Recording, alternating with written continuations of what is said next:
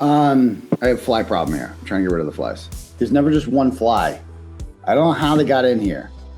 If they had babies in here or something. It's like out of control. I've killed like 100 flies with this. I just go around, this incapacitates them. Because flies are hard. She's paralyzed from the waist down. Yes. It's somebody!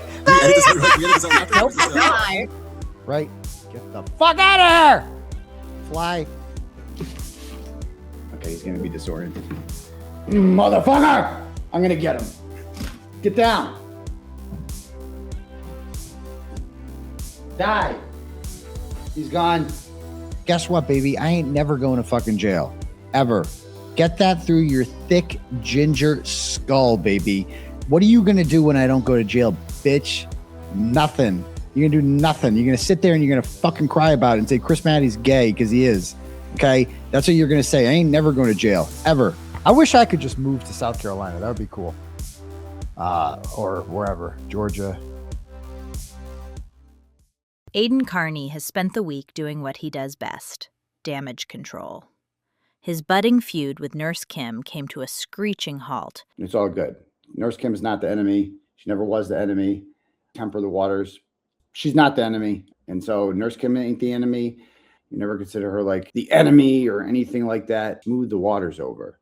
After he devoted nearly 3 hours to insisting she was lying. Be part of this in any way, and that I'm going to just say I heard like less than a minute of it, whatever it was that fucking happened that day. That I'm thinking like a dumbass is a recording. I mean, is a voicemail, right? Why did listen to what she said right there. Hold on. Listen to that. Because this is like a valid truth journey, right? The thing For about me? valid truth journeys is you're supposed to say the truth during them. His main gripe seemed to be that Nurse Kim, venting her frustration with feeling pressured to lie about hearing the illegally wiretapped phone call between Carney and Karen Reed, because he yet again used his children for sympathy, made him look bad to her subscribers. Okay, so she says that, and it's Montante writes this. Manipulation 101. He's manipulating you, right? He got you to lie. Manipulation is so wrong, others are saying. I'm so sorry he did that to you. That's a hard choice. Gaslighting, manipulating scumbag. That's not right. That's horrible to put that on you. I'm so sorry he did that to you, Kimmy.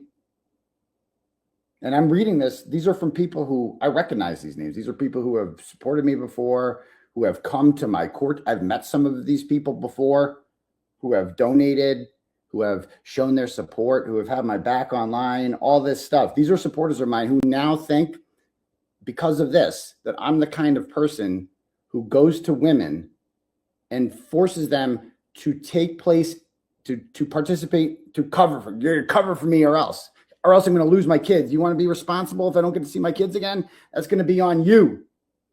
That's going to be on you. And when I see Montante saying that, when he's saying manipulation 101, I assume that he speaks for her. Why do I assume that he speaks for her? Because he literally speaks for her. In my inbox, he speaks for her. He tells me to take shit down on her behalf. He really puts you in a bad spot, and that's not fair.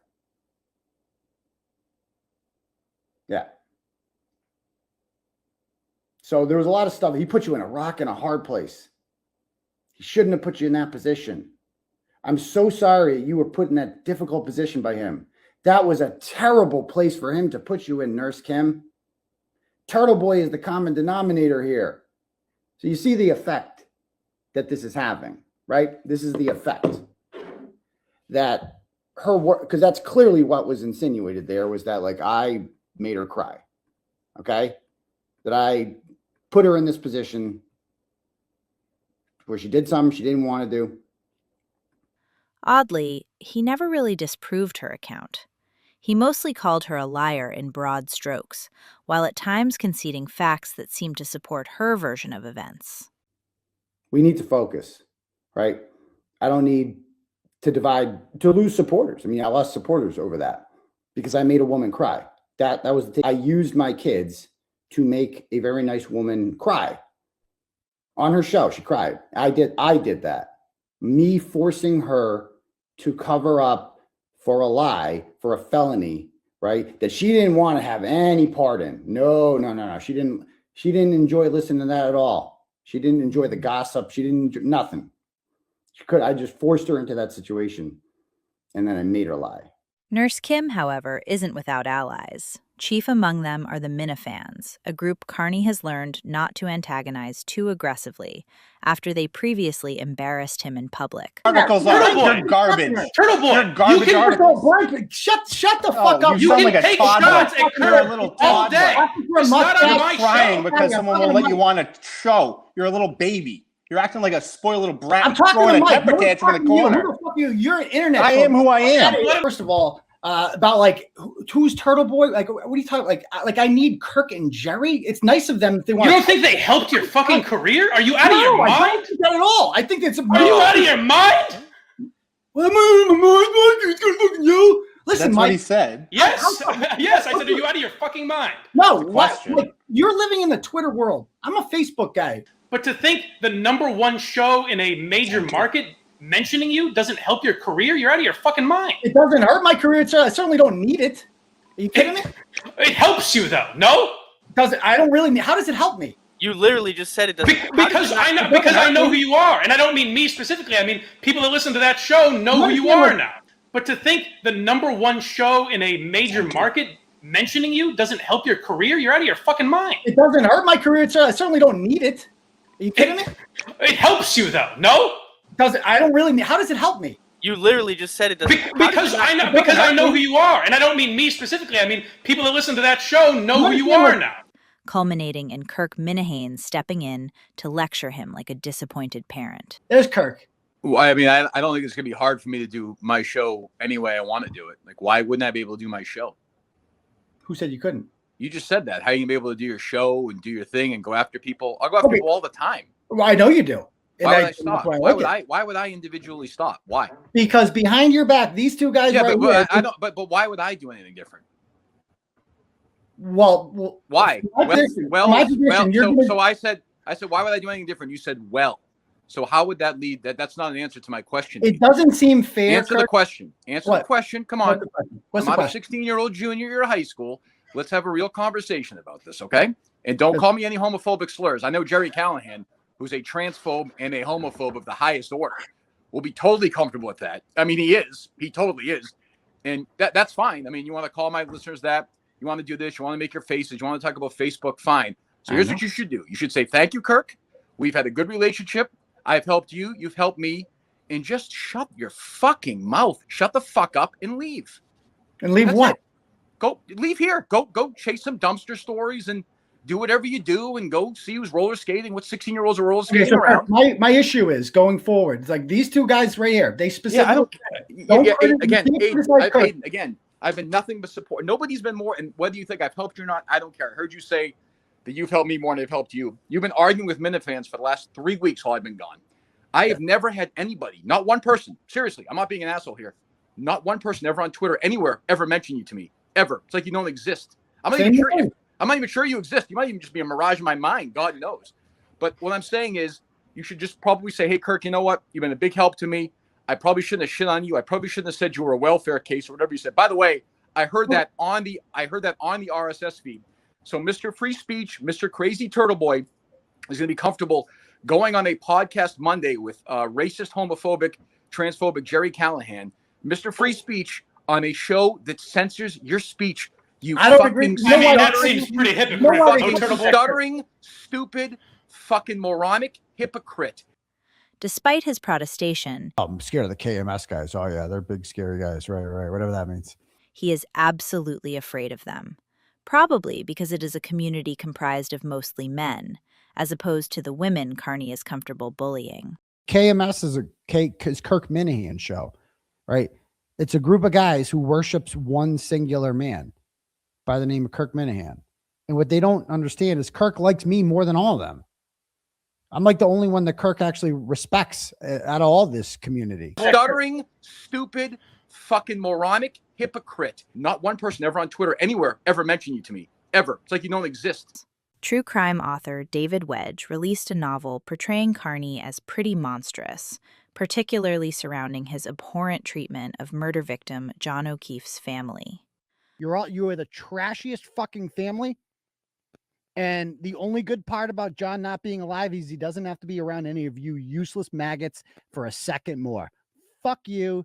Fuck your high horse. Burn in hell. That's what I think of you.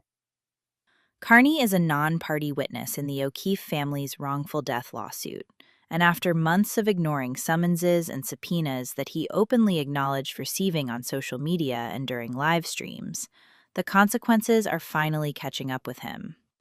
Yesterday was his scheduled deposition. Instead of appearing, Carney chose to attend his ex-girlfriend's arraignment in Leominster District Court, a proceeding prosecutors reportedly told him he didn't need to attend because it is literally a 5-minute hearing where the accused enters a plea and the court sets release conditions pending trial. By this point, Carney has been arraigned enough times to know this. He later live-streamed from his kitchen, initially pretending he knew nothing about the deposition he had discussed publicly months earlier. You missed your deposition? What deposition? What are you talking about? That quickly gave way to a series of shifting explanations, vague references to the Fifth Amendment, despite filing nothing to invoke it, claims he couldn't attend because he had his children who appeared to be nowhere in sight, either at court or during his live stream. What else was I going to say? Yeah. Because I got my kids all day, and so they're aware of that. It's a family thing. But, I'm available via Zoom or via, whatever, another date. I also have Fifth Amendment privilege, so there's no questions I can legally answer about it until my criminal matter is adjudicated. So, okay. All right. One suspects his ex-wife might have a rather different account of the day's events, were the O'Keefe family attorneys inclined to inquire. Carney later went live behind a paywall, where, after spending the entire day denying that he had skipped his deposition, he read aloud his email exchange with O'Keefe family attorney Mark Diller, effectively confirming that he had, in fact, blown off his scheduled deposition.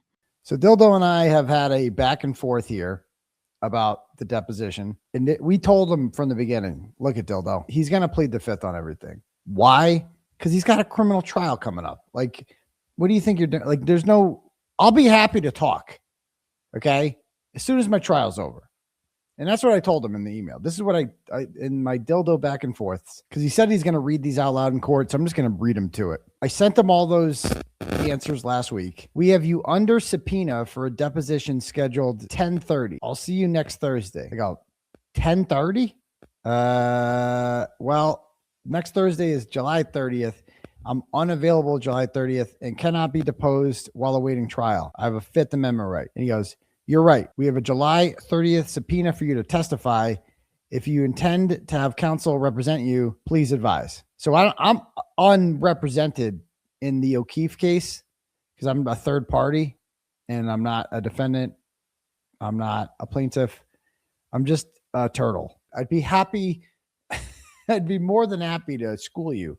But I have to do what my lawyers tell me to do. If my lawyers tell me under no circumstances can you talk to these people until after the trial, then I pay them a lot of money. I'd be stupid. Be like, no, fuck you, Better. I'm not listening to you. Fuck you, Bradle. I'm not listening to you. No, I pay them to give me legal advice. And I don't ask what. It's like, that's what we're doing. That's what we're doing.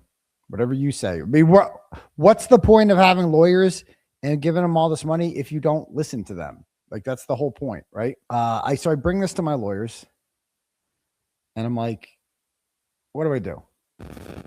So Bradle emails him and is like, look at Dildo. He's got Fifth Amendment rights. Okay. He's not going to be talking until this thing is adjudicated. Okay. Like, so anyway, I got to go through my lawyers. It's like weird. He represents me. Like, he's my criminal defense attorney, but he doesn't represent me in this case. Diller writes me. So Bradle writes this email to him and I'm like, okay, so I'm good. We're all set. Obviously not going to that. Because what's the point? And then he gets the email from Bradle. I see it. And then 2 days ago, he emails me. Dildo emails me and he goes, Attorney Bradle reached out, but says he does not represent you in our case.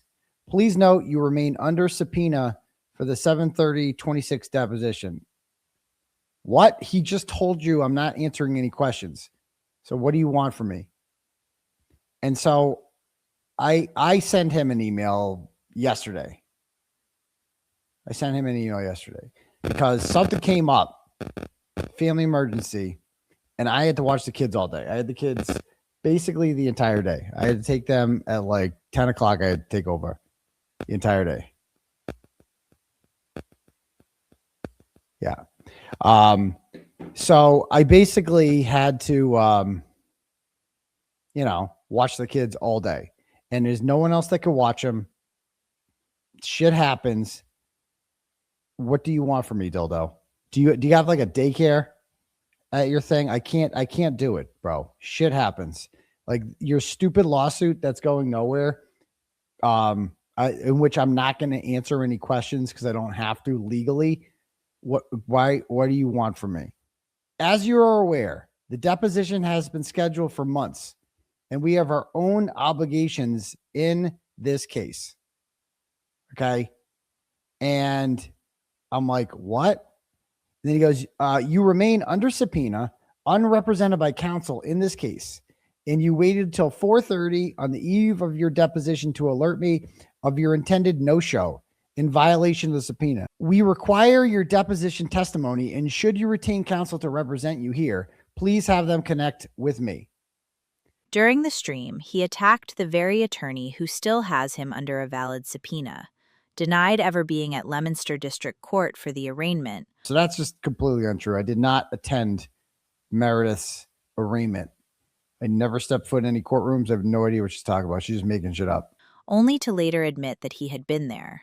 And I called there yesterday to be like, who's the special prosecutor? And they didn't know. This morning, I got a call at 8 a.m. from an attorney by the name of John Vigliotti.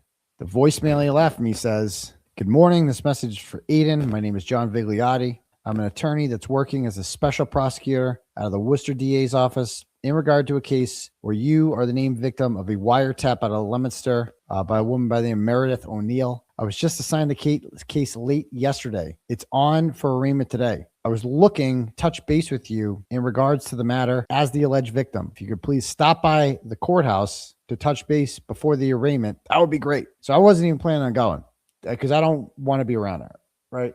I also don't want any shenanigans. So I don't have to pick up the kids until 10 or so. The kids were getting dropped off at my house at 10. I was actually on my way back from North Attleboro, of all places. I stayed in North Attleboro last night. Long story. He told me to swing by Leominster District Court. Swing by. I met him in the lobby. He wanted me to take his email address down. His story became even more inconsistent later on. During his stream, he purported to read off an email from the special prosecutor requesting that he go to court. This morning, I got a call at 8 a.m. from an attorney by the name of John Vigliotti.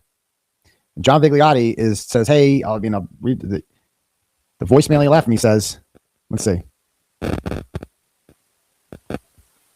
Good morning. This message is for Aiden. My name is John Vigliotti. I'm an attorney that's working as a special prosecutor out of the Worcester DA's office in regard to a case where you are the named victim of a wiretap out of Leominster by a woman by the name of Meredith O'Neill. I was just assigned the case late yesterday. It's on for arraignment today. I was looking to touch base with you in regards to the matter as the alleged victim. If you could please stop by the courthouse to touch base before the arraignment, that would be great. So I wasn't even planning on going because I don't want to be around her, right? I also don't want any shenanigans. So I don't have to pick up the kids until 10 or so. He then posted a transcript of the voicemail he supposedly read, but it was truncated and showed no request for him to go to the court. When pressed on this, he changed his story again, claiming the request came during a subsequent phone call, completely ignoring that he claimed to have read off the voicemail just the night before.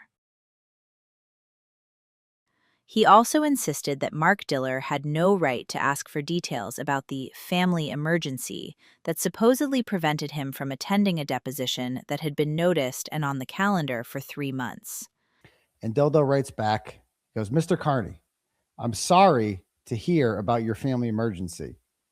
Please provide me more details regarding the family emergency that requires your attention tomorrow. I need further support regarding such requests. And I'm like, what? You want more details about my family emergency? Do you want me to tell you intimate details about my family? You just think I owe you them? Like, who are you? Who are you exactly again that I owe you that? Any sort of explanation? He goes, I need further support regarding such request. Yet that same emergency apparently did not prevent him from making the trip to Leominster District Court or live streaming at length about his belief that his life is worthy of a Netflix documentary, even though he knows definitively that Netflix has no interest in him. My life is a Netflix doc. And he threatened to sue me for posting on Twitter that he did not attend his deposition and was instead present at Leominster District Court, even though he himself confirmed both as true. Krusty needs to take that down. If she's watching this, I'm sure she is. She needs to correct that one. That's going in the defamation pile. Right? Carney is a non-party witness in the O'Keefe family's wrongful death lawsuit, and after months of ignoring summonses and subpoenas that he openly acknowledged receiving on social media and during live streams, the consequences are finally catching up with him. Rather than hire counsel, Carney apparently decided he was, in his own words, practically a lawyer. Look at this shit. I'm like a lawyer now. Look at this. I passed this in to Dildo. I sent it to him. Look at this shit. I'm like a real lawyer now. After the court ordered him to produce discovery, he went over his response in painstaking detail with his audience, revealing that he hadn't actually complied. I totally forgot to pass in Dildo's discovery. So Dildo, Mark Diller, attorney Mark Diller, I call him Dildo. That's what we're friends, so it's fine. And so Dildo sent me in like late April some interrogatories, some questions for his lawsuit against Karen Reed, which is just destined to fail. Dude, I'm like a real lawyer. And I'm like, okay, general objections. The deponent generally objects to the plaintiff's document requests on the grounds that they are unduly burdensome, overbroad, privileged, or otherwise confidential, and not reasonably calculated to lead to the discovery of evidence. Instead, he filed objections, declarations, and a collection of conspicuously incomplete documents, including someone else's phone extraction, but not his own. I sent him Natalie, the German's entire phone extraction. I just here's Natalie's phone. Knock yourself out, sir. Because we got Natalie's phone in the for discovery in my case. And so I just gave him all knock yourself out. Have fun. Read all of Natalie's messages. I don't give a shit. That's particularly noteworthy because Carney himself previously described the O'Keefe family's requests as encompassing every message on his phone. All communications from January 29th through the present, emails, texts, Facebook, blah, blah, blah, by you related to the death of John O'Keefe. What? During the period from January 29th through the present, all communications, including but not limited to, blah, blah, blah, blah, blah, related to the death of John O'Keefe. So that's like every message I've sent since, like every fucking message since April 18th, 2023 has been about the death of John O'Keefe. All of them. You just want every fucking message I've ever sent ever. Oh, okay. Sure. Like, what am I going to say? Do you want like all my sources and shit? But what are you hoping to find, bro? Like, what are they looking for here?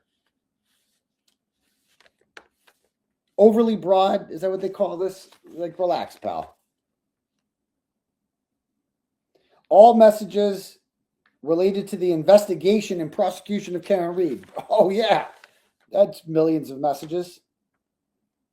If that's true, his production appears to fall dramatically short of what the court ordered him to provide. As if it weren't clear enough that his life is turning into a metaphorical pile of shit, through all his lying, hiding, and terrible management of his legal and personal life problems, Carney has also been dealing with a biblical plague of flies in his home, apparently because he is not capable of taking out his garbage regularly. I am killing so many flies with this, okay? All-purpose cleaner.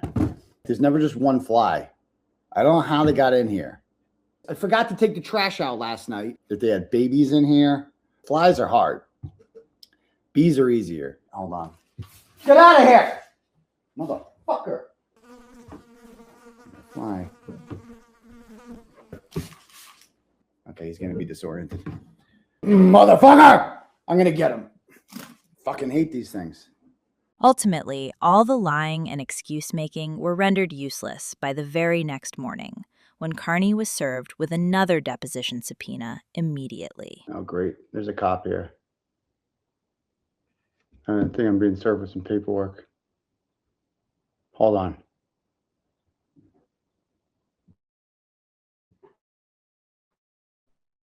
From the sheriff's office. This usually means I'm being served with something. Hold on. Don't go anywhere. Hold on. I gotta grab this.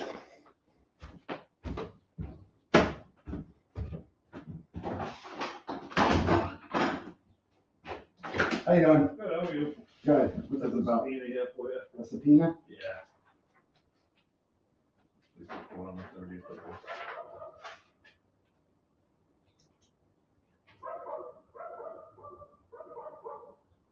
Okay.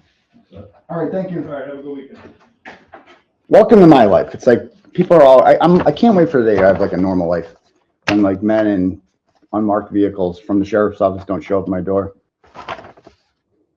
All right, whatever. Let me make sure at this date. I want to see the date he's got on this. I gotta check my calendar.